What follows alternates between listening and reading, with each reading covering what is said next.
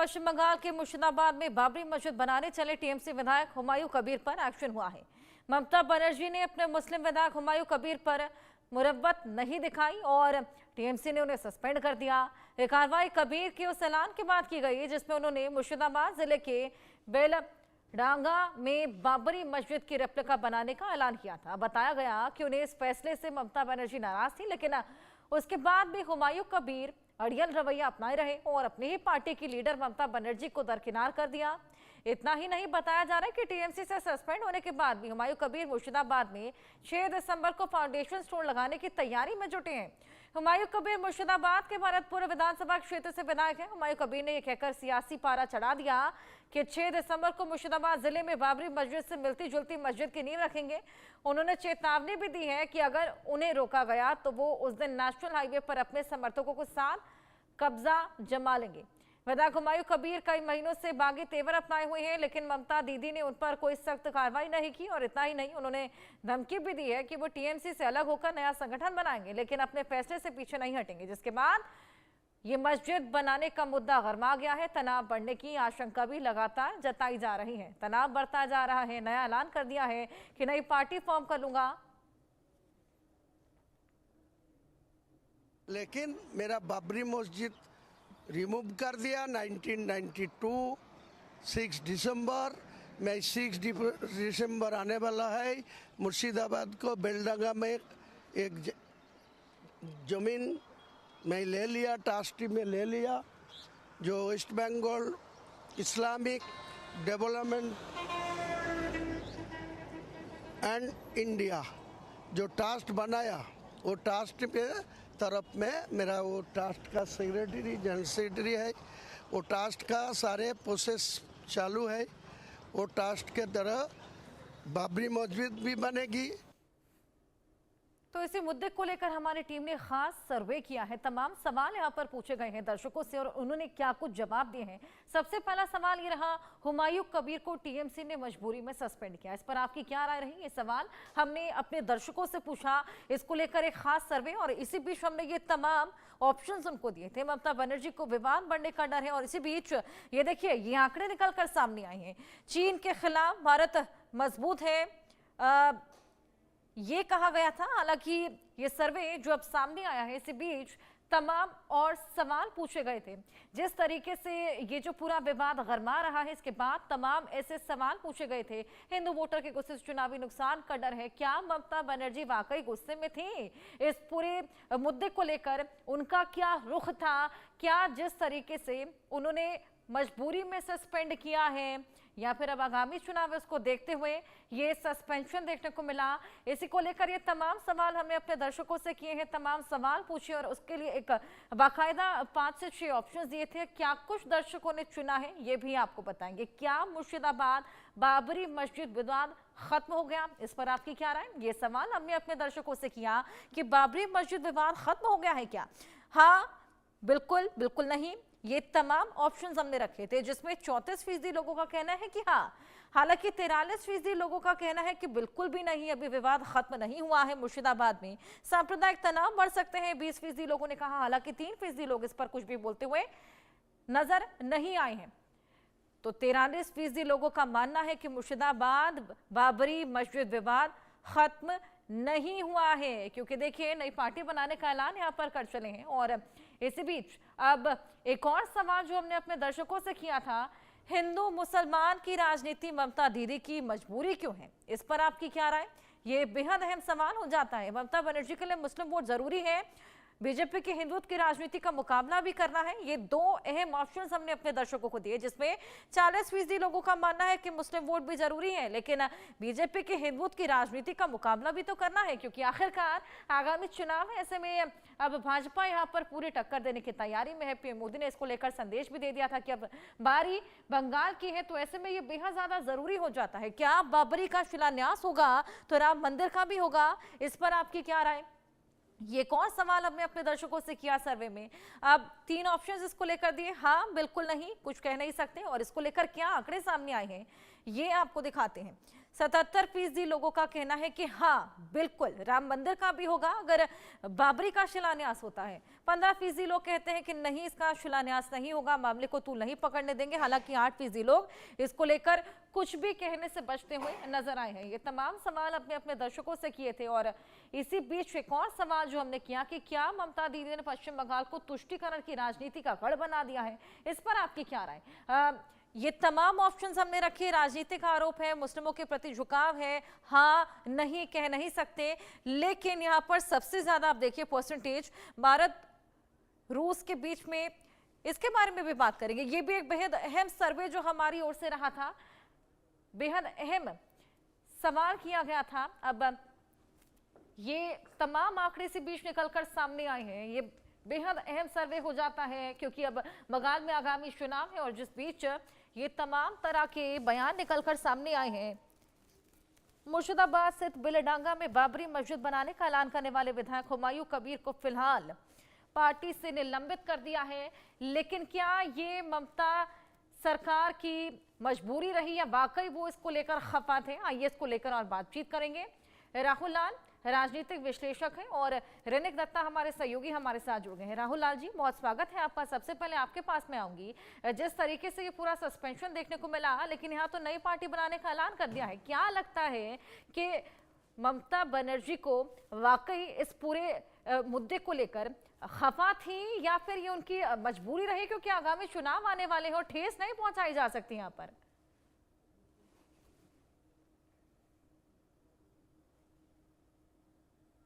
Unmute कीजिए राहुल जी। हाँ हाँ, मेरी आवाज आ रही है हर्षा जी? हाँ जी, हाँ जी। हाँ, मैं कह रहा हूँ कि हर्षा जी देखिए, हुमायूं कबीर को ममता बनर्जी एक सीमा तक बर्दाश्त कर सकती थी, लेकिन उनके जो बयान हैं और उसकी जो भड़काऊ किस्म के जो बयानबाजी थी, उसकी इंटेंसिटी काफी बढ़ गई थी। वो लगातार उनके बयान में मैं देख रहा था कि पिछले कई दिनों से जब वो कल कोई बयान देते हैं तो अगले दिन उसकी इंटेंसिटी और बढ़ जाती है। तो ऐसे स्थिति में ये हुमायूं कबीर के साथ इतना लेट से वो निलंबित हुए, ये जरूर आप सवाल पूछ सकते हैं कि इतना विलंब क्यों हुआ निलंबित होने में। क्योंकि वो लगातार कह रहे थे कि हमें अगर बाबरी मस्जिद के लिए शहीद होना पड़ेगा तो मैं शहीद होने के लिए तैयार हूं। तो वो एक तरह से कहीं कहीं अपना अलग संगठन बनाकर अपने आप को शहीद दिखाते हुए जनता के बीच जाने की कोशिश करेंगे वो। लेकिन चूंकि देखिए, ममता बनर्जी जिस तरह से जीतती हुई रही है लगातार, वैसे स्थिति में केवल और केवल उनको ये माना जाए कि वो इस प्रकार के भड़काऊ बयान देकर ही वो जीत रही हैं, तो ये भी मानना एक गलत सा तरीका होगा। तो हुमायूं कबीर कहीं न कहीं इस पूरे प्रकरण से उनको नुकसान हुआ है। ममता बनर्जी को दूसरे क्षेत्रों में, अन्य जगहों पे जहां पे हिंदू समूह के लोग भी उन्हें वोट दे रहे हैं, उन्हें नुकसान हो रहा है। अगर हम लोग पश्चिम बंगाल के मामले को देखें तो इस बार जो है कि ममता बनर्जी जो है कि वो एक दूसरे अलग अलग मुद्दों को लेकर चल रही हैं। जो उत्तर बंगाल का क्षेत्र था, उत्तर बंगाल कहीं न कहीं भारतीय जनता पार्टी का हम लोग देखें 2019 के लोकसभा चुनाव में बीजेपी को बड़ी सफलता मिली थी, 2021 के विधानसभा चुनाव में भी सफलता मिली थी, लेकिन पिछले लोकसभा चुनाव में भारतीय जनता पार्टी को उसी रूप में वहां पर सफलता नहीं मिली थी। तो बीजेपी को ऐसा दिख रहा है कि ममता बनर्जी को ऐसा भी दिख रहा है कि उत्तरी बंगाल जो भारतीय जनता पार्टी का किला था, वहां पर भी बीजेपी को चुनौती दी जा सकती है। तो ऐसे स्थिति में अगर वो इस प्रकार के कोर जो है कि इश्यूज पे अगर वो अटकी हुई होंगी तो फिर वो बीजेपी को चुनौती कैसे देंगी? मतवा समुदाय के मामले पे हम लोगों ने देखा था कि भारतीय जनता पार्टी काफी आक्रामक होती थी और मतवा समुदाय के लोग जो है वो बीजेपी को वोट करते थे। लेकिन इस बार मतवा समुदाय को लेकर जो है कि ममता बनर्जी पहले से ही काफी ज्यादा आक्रामक है। तो ये कुछ ऐसी स्थितियां हैं वहां पे बनी हुई। तो उन स्थिति के बीच में इनका जो बयान था, हुमायूं कबीर का जो लगातार डे टू डे बयान दे रहे थे, वो टीएमसी के इमेज को काफी ज्यादा खराब कर रहा था।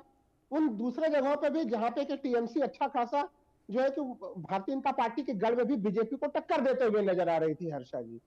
वो स्थितियों से बचने के लिए ही अंततः उन्हें जो है कि निलंबित करने का निर्णय, सस्पेंड करने का निर्णय ममता बनर्जी को लेना पड़ा। बिल्कुल बिल्कुल। और उसी के बाद ये पूरा सस्पेंशन, हालांकि रेनिक इस सस्पेंशन के बाद भी उन्होंने ऐलान कर दिया है कि बाबरी मस्जिद तो वो बना के ही रहेंगे। क्या लगता है कि क्या वाकई बना पाएंगे?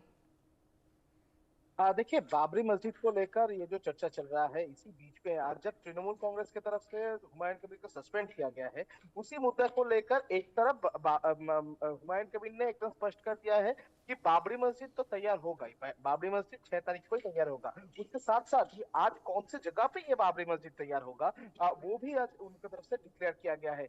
एकदम NH-12 से 200 मीटर के दूरी पर जो जमीन, वो जमीन को आज प्रदर्शन किए थे हुमायूं कबीर। और सिर्फ यही नहीं, उनकी तरफ से ये भी कहा गया है कि अगर किसी ने रोकने का कोशिश किए तो हुमायूं कबीर खुद उनके साथ मुकाबला करेंगे, आमने सामने मुकाबला होगा। और उसके साथ साथ ही हुमायूं कबीर की तरफ से ये सिर्फ नहीं, इसके साथ साथ एकदम चुनौती दिया गया है तृणमूल कांग्रेस को, क्योंकि हुमायूं कबीर को जब तृणमूल कांग्रेस की तरफ से सस्पेंड किया गया है, उसके बाद ही तृणमूल कांग्रेस के खिलाफ में हुमायूं कबीर की तरफ से ऐलान किया गया है कि 22 तारीख को एक नया पॉलिटिकल पार्टी हुमायूं कबीर की तरफ से फॉर्म किया जाएगा, नया पॉलिटिकल पार्टी तैयार किया जाएगा, जो कि 2026 साल का जो चुनाव आने जा रहा है, उस चुनाव में तृणमूल कांग्रेस के खिलाफ में लड़ाई करेगा। और 135 सीट में तृणमूल कांग्रेस के खिलाफ में वो लोग कैंडिडेट देंगे और 135 सीट में तृणमूल कांग्रेस को वो लोग हराएंगे, ऐसा ऐलान हुमायूं कबीर की तरफ से किया गया है। तो एक तरफ अगर देखा जाए तो बाबरी मस्जिद को लेकर जब चर्चा चल रहा है, बाबरी मस्जिद को लेकर जब राजनीति जोर शोर से चल रहा है, ठीक उसी टाइम पर तृणमूल कांग्रेस के खिलाफ में एक चुनौती जो है वो हुमायूं कबीर की तरफ से दिया जा रहा है। दूसरी तरफ बाबरी मस्जिद के लिए अगर बात किया जाए तो हुमायूं कबीर की तरफ से एकदम ऐलान किया गया है कि किसी भी हालात पर अगर प्रशासन की तरफ से भी कोई रोक आए, प्रशासन की तरफ से भी इस बाबरी मस्जिद को रोकने की कोशिश किया जाए, तो उसके बावजूद भी 6 तारीख सुबह ही बाबरी मस्जिद का जो निर्गठन वो किया जाएगा। और उसके साथ साथ ही हुमायूं कबीर की तरफ से यह भी ऐलान किया गया है कि किसी भी तरीके से तृणमूल कांग्रेस के साथ इनका कोई कनेक्शन नहीं है, ये बाबरी मस्जिद का कोई कनेक्शन नहीं है, और ये हुमायूं कबीर की तरफ से ये बाबरी मस्जिद तैयार किया जा रहा है। और तृणमूल कांग्रेस की तरफ से जो सस्पेंशन लेटर दिया गया है, सस्पेंड किया गया है हुमायूं कबीर को, इसको लेकर हुमायूं कबीर की तरफ से स्पष्ट किया गया है कि वो कल खुद तृणमूल कांग्रेस पार्टी से रेजिग्नेशन देंगे और कल ही वो शायद विधानसभा में जाकर उनका जो विधायक पद, उससे भी इस्तीफा दे सकते हैं हुमायूं कबीर, ऐसा भी तो उनकी तरफ से कहा गया है। और हुमायूं कबीर की तरफ से ये भी चुनौती दिया गया है तृणमूल कांग्रेस को कि बिल्कुल। 2026 साल में जिस सीट से हुमायूं कबीर कैंडिडेट थे, उस सीट में हुमायूं कबीर फिर से लड़ाई करेंगे, वो भी तृणमूल कांग्रेस के कैंडिडेट के खिलाफ में, ये हुमायूं कबीर की तरफ से कहा गया है। तो एक बात साफ हो चुका है कि पश्चिम बंगाल में अभी बाबरी मस्जिद को लेकर एक तरफ जब चर्चा चल रहा है, दूसरी तरफ तृणमूल कांग्रेस वर्सेस हुमायूं कबीर, ये एक नया इक्वेशन, ये एक नया टसल 2026 के पहले अभी पश्चिम बंगाल राजनीति में देखने को मिल रहा है। बिल्कुल, रैनिक यहाँ पर ये बगावती सुर भी अब देखने को मिल रही है। राहुल लाल जी, आपके पास में आऊंगी। क्या लगता है, अगर बंगाल में आगामी चुनाव ना होते तो क्या तब भी यही डिसीजन रहता? तब भी जिस तरीके से शिलान्यास की तैयारी थी बाबरी मस्जिद को लेकर, कुछ ऐसा ही कदम उठाया जाता? हर्षा जी देखिए, चुनाव ना होती तो हो सकता कि निर्णय कुछ अलग भी होते, लेकिन देखिए अभी की स्थितियां जो है वो बड़ी रोचक किस्म की हो गई है।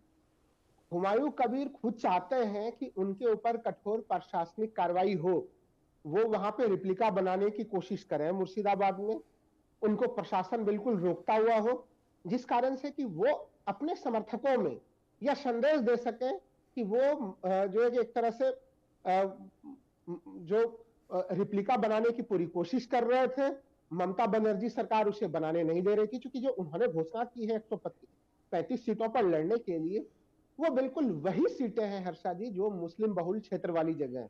तो एक तरह से हुमायूं कबीर अपने आप को वहां पर दिखाना चाह रहे हैं कि मुस्लिम जो है कि वो ममता बनर्जी की तरफ ना जाके वो मुस्लिम जो है उनके तरफ है, इसलिए वो सीधे सीधे एक चुनौती वाली स्थिति देना चाह रहे हैं। तो ममता बनर्जी जी के लिए बड़ी सावधानी की स्थिति उन्हें बरतनी पड़ेगी। हम लोगों को याद है कि 2021 में वहां पे जो है कि ओवैसी साहब गए थे वहां पे चुनाव लड़ने के लिए, बड़ी तैयारी की थी, लेकिन अंततः जमीन पे वो बंगाल में कुछ ज्यादा उनकी स्थिति थी नहीं और वो लास्ट में फिर चुनाव के मैदान में उस रूप में दिखे नहीं, तो इसलिए मुस्लिम वोटों में कोई बंटवारे की स्थिति नहीं थी।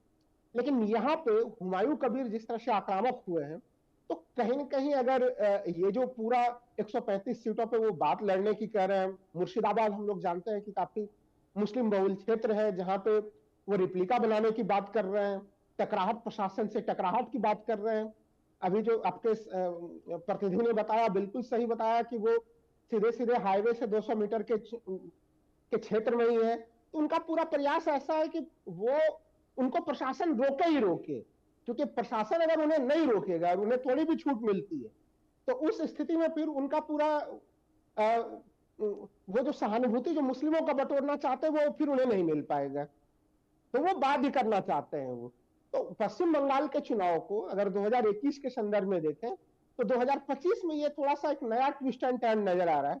अभी हम लोगों ने बिहार विधानसभा चुनाव को देखा या 2020 के बिहार विधानसभा चुनाव को देखें, ओवैसी साहब ने उस समय भी सीमांचल में काफी ज्यादा नुकसान ये है कि पहुंचाया था, वहां पे उनकी उपस्थिति एक थर्ड फोर्स के रूप में। इस बार के चुनाव में भी हम लोगों को दिखा कि एक तरह से काफी नुकसान की स्थिति रही और वो 5 के 5 सीटों पर बरकरार रहे। लेकिन इस प्रकार की कोई मुस्लिमों में पैठ रखने वाली कोई पार्टी पश्चिम बंगाल में नहीं है वहां पे जो कि ममता बनर्जी को कोई नुकसान पहुंचाए। तो ये अगर हुमायूं कबीर थोड़ी भी लोकप्रिय होकर अगर उभरते हैं तो फिर वहां के राजनीतिक समीकरण अलग ढंग से हर्षा जी बदल सकते हैं। वो इसलिए वो एक अलग ढंग से जो है कि पूरी तरह से ताकत लगाए हुए हैं और ममता बनर्जी बहुत ही अलग ढंग से उन्हें उनसे निपटने की कोशिश कर रहे हैं। वो प्रयोग करना चाह रही है कि कम से कम बल प्रयोग हो उनके ऊपर, लेकिन चूंकि वो प्रशासन में है, वो मुख्यमंत्री है, लॉ एंड ऑर्डर बनाए रखना, इस प्रकार के मामले में अगर कोई घटना घटती है तो पूरी जिम्मेवारी उनके ऊपर होगी। और ये बात जो है हुमायूं कबीर समझ भी रहे हैं हर्षा जी। तो इस दृष्टि से ये चुनाव 2021 के पश्चिम बंगाल विधानसभा चुनाव से थोड़े अलग आईने के अलग एंगल लेता हुआ जा रहा है हर्षा जी। बिल्कुल बिल्कुल। रैनिक, आपके पास में आऊंगी। इससे पहले भी कई बार हुमायूं बाबर को पार्टी से निकाला जा चुका है। पहले कांग्रेस के साथ से कांग्रेस से भी निकाले गए थे, कई बार टीएमसी से भी निकाले गए हैं। थोड़ा सा उनकी हिस्ट्री बताइए। एक्चुअली देखिए, हुमायूं कबीर को इसके पहले भी पार्टी से निकाला गया था। 2011 साल का अगर बात किया जाए, 2011 साल में हुमायूं कबीर की तरफ से विवादित बयान दिया गया था। उसके बाद ही तृणमूल कांग्रेस की तरफ से हुमायूं कबीर को पार्टी से सस्पेंड किया गया था, 6 साल के लिए सस्पेंड किया गया था। उसके बाद 2016 साल में जब हुमायूं कबीर ने इंडिपेंडेंट होकर उस मुर्शिदाबाद का सीट से पार्टिसिपेट किए थे इलेक्शन में, उस टाइम में करीब 90,000 के ऊपर सीटों से बरत लिया था हुमायूं कबीर, वो भी इंडिपेंडेंट कैंडिडेट होकर विजयी हुए थे उस सीट से। उसके बाद ही वो फिर से तृणमूल कांग्रेस में ज्वाइन किए थे। और हुमायूं कबीर को अगर देखा जाए तो हुमायूं कबीर को बताया जाता था कि पश्चिम बंगाल का 2-3 जगह, यानी जिस जगह पे सबसे ज्यादा संख्यालघु बेल्ट है, यानी मालदा, मुर्शिदाबाद, बहरमपुर, ये जो एरिया है, इस एरिया में हुमायूं कबीर का चलता है। ऐसा ही पश्चिम बंगाल राजनीति में कहा जाता है। तृणमूल कांग्रेस की तरफ से भी हुमायूं कबीर के ऊपर टोटल 135 सीट, जिस 135 सीट का जिक्र हुमायूं कबीर की तरफ से किया जा रहा है, उस 135 सीट के ऊपर ही हुमायूं कबीर के ऊपर डिपेंड करते थे तृणमूल कांग्रेस, क्योंकि 135 सीट जो पश्चिम बंगाल का राजनीति में है, इस पश्चिम बंगाल का 135 सीट में सबसे ज्यादा मुस्लिम वोटर्स है। और मुस्लिम वोटर्स अगर देखा जाए तो 70% मुस्लिम वोटर्स, जैसे कि मालदा, मुर्शिदाबाद एरिया में जैसे कि 70% के ऊपर मुस्लिम वोटर देखने को मिलेगा। और दूसरी तरफ अगर देखा जाए तो बहुत सारे ऐसे एरिया है, जिस एरिया यानी नॉर्थ 24 परगना का भांगर या हो बशीरहाट, इस तरीके का जो जगह है, जिस जगह पर मुस्लिम बेल्ट है, उस जगह का जो सीट है, उस सीट के ऊपर भी ये हुमायूं कबीर के ऊपर डिपेंड करता था। हुमायूं कबीर के ऊपर चार्ज भी तृणमूल कांग्रेस की तरफ से दिया गया था कि उस सीट का मॉनिटरिंग करने का जिम्मेदारी भी हुमायूं कबीर के ऊपर था। तो अभी फिलहाल अगर देखा जाए तो पिछले 2021 साल का अगर बात किया जाए तो 2021 साल में जो 135 सीट का हम लोग जिक्र कर रहे थे, उसमें से 90 के ऊपर सीट जो है, वो सीट ऑलरेडी तृणमूल कांग्रेस के पास है। और 90 के ऊपर जो सीट जो कि एकदम तृणमूल कांग्रेस का घर जिसको बोल सकते हैं, जिसको हुमायूं कबीर के हाथ में पूरा कंट्रोल करता था, वो 90 सीट अभी भी तृणमूल कांग्रेस के पास ही है। तो फिलहाल ये हुमायूं कबीर जो है, ये पश्चिम बंगाल राजनीति में एक नया इक्वेशन तैयार कर सकते हैं 2026 साल में। जैसे कि अगर आप देखेंगे तो तृणमूल कांग्रेस की तरफ से जो इलेक्शन में जो सीट तृणमूल कांग्रेस के पास है, उसमें मैक्सिमम जो 90 सीट, अगर मैं ये 90 सीट का बात करूं, जो 90 सीट अभी भी तृणमूल कांग्रेस के हाथ में है, जो हुमायूं कबीर की तरफ से मॉनिटर किया गया था, ऑब्जर्वर जो हुमायूं कबीर थे, उस 90 सीट का अगर बात किया जाए तो वो 90 सीट इक्वेशन बदल सकता है पश्चिम बंगाल राजनीति में। क्योंकि वो 90 सीट में अगर हुमायूं कबीर की तरफ से जो कहा गया है कि 135 सीट में वो कैंडिडेट देंगे, और वो कैंडिडेट जो होगा वो तृणमूल कांग्रेस के खिलाफ में पार्टिसिपेट करेंगे, यानी जो संख्यालघु वोट है, जो माइनॉरिटी वोट है, वो वोट बैंक को को डिवाइड करने का काम भी हुमायूं कबीर कर सकता है। और अगर ये जो माइनॉरिटी वोट बैंक है, ये वोट बैंक अगर डिवाइड हो जाए तो पश्चिम बंगाल का 2026 इलेक्शन का रिजल्ट दूसरा कुछ बोल सकता है। क्योंकि अगर देखा जाए तो 2021 साल का अगर बात किया जाए, 2021 साल में जो इलेक्शन हुआ था, उस इलेक्शन का चुनाव का जब रिजल्ट आया था, उसमें बहुत सारे ऐसे सीट है जिस सीट में बहुत कम मार्जिन में तृणमूल कांग्रेस का जो कैंडिडेट वो जयी हुए थे। और बीजेपी के साथ वो जो मार्जिन बहुत ही कम था, उस मार्जिन का अगर बात किया जाए तो 2026 में अगर इस तरीके से नया एक पॉलिटिकल पार्टी आके वोट का शेयर कर ले, वोट शेयर कर ले, तो इसमें तृणमूल कांग्रेस को दिक्कत का सामना करना पड़ सकता है। जैसे कि पिछले 2021 साल में आईएसएफ जब नया पॉलिटिकल पार्टी फॉर्म किया था, तब बशीरहाट में जो देखने को मिला था, अगर साउथ चौबीस परगना की बात किया जाए तो भांगर एरिया, भांगर जो असेंबली सीट है, उस भांगर सीट में जैसे देखने को मिला था कि आईएसएफ तृणमूल कांग्रेस का जो कैंडिडेट है उनको हरा दिया है। तो इस तरीके से अगर वोट शेयर हो जाए तो हुमायूं कबीर एक बोल सकते हैं कि एक नया चाल चल सकते हैं। हुमायूं कबीर के लिए एक फायदेमंद जगह तैयार हो सकता है पश्चिम बंगाल राजनीति में। हुमायूं कबीर बोल सकते हैं कि चाणक्य बन सकता है इस 2026 इलेक्शन में, कि उनके जो वोट शेयर, या तो बोल सकते हैं सीट शेयरिंग, ये जो वोट शेयर का मामला है, ये वोट शेयर में अगर हुमायूं कबीर पार्टिसिपेट कर लाए तो तृणमूल कांग्रेस के लिए एक तरफ जब दिक्कत का सामना करना पड़ सकता है, दूसरी तरफ इसका फायदा डायरेक्टली हो सकता है बीजेपी को। क्योंकि जैसे कि मैं कह रहा था कि 90 से ज्यादा जो सीट है, जिस सीट में बहुत कम मार्जिन में बीजेपी और तृणमूल के बीच में जो अंतर था, बहुत ही कम मार्जिन का था, तो ये अंतर अगर वोट शेयर में चला जाएगा, अगर वोट शेयर में तृणमूल कांग्रेस का वोट जो है वो कम होता हुआ नजर आएगा, तो उसमें फायदा जो है वो डायरेक्टली बीजेपी को मिल सकता है। बिल्कुल, तो यहाँ पर हुमायूं कबीर अब जब सस्पेंड हुए हैं तो बागी हो चले हैं और नई पार्टी बनाने का ऐलान उन्होंने कर दिया है। राहुल, कितना सक्सीड हो पाएंगे इसमें वो? देखिए हर्षा जी, वो अपने विवादित बयानों के कारण, अपने राजनीतिक गतिविधियों के कारण पश्चिम बंगाल में अगर देखें तो मुस्लिम समुदाय के बीच में एक अच्छे खासे बड़े नाम है, वहां पे अच्छी खासी लोकप्रियता वो रखते हुए रहे हैं। यही कारण है कि वो तमाम दलों में वो घूमते रहते हैं और बहुत ज्यादा वो स्थिर नहीं रह पाते एक पार्टी में, लेकिन उनकी लोकप्रियता है, इसलिए पार्टियां फिर से उन्हें स्वीकार भी कर लेती हैं, उनकी मजबूरी भी होती है पार्टियों की। लेकिन हाँ, ये भी मानना पड़ेगा कि पश्चिम बंगाल में ममता बनर्जी की अपनी भी लोकप्रियता है और मुस्लिम समुदाय में उनकी भी पहुंच है।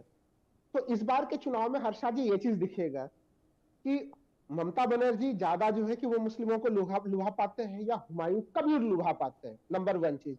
नंबर 2, अभी रैनिक जिन सीटों की बात कर रहे थे 90 सीटों को लेकर, और जहां पे मार्जिन काफी कम रहा है टीएमसी और भारतीय जनता पार्टी के बीच मुकाबले को लेकर, जिसमें टीएमसी जीती है, उन जगहों पे देखिए वो ज्यादा सीट वो जीत सके या ना जीत सके, हो सकता है कि उनकी अपनी वो जीतने वाले 135 सीटों में वो 3-4 सीटें जीत सके वो, लेकिन काफी सीटों पे वो समीकरण बिगाड़ने की क्षमता रखते हैं। तो ये देखना पड़ेगा कि वो जो कल नई पार्टी बना रहे हैं उसमें संगठन जो बनाते हैं वो ऑर्गेनाइजेशन उसका कितना मजबूत होता है। जब अगले वर्ष विधानसभा के चुनाव होंगे उस समय तक वो ऑर्गेनाइजेशन अगर जमीन पे काम करता है, वो वोटों को कितना ज्यादा, मुस्लिम वोटों को अपनी तरफ रूपांतरित कर पाता है।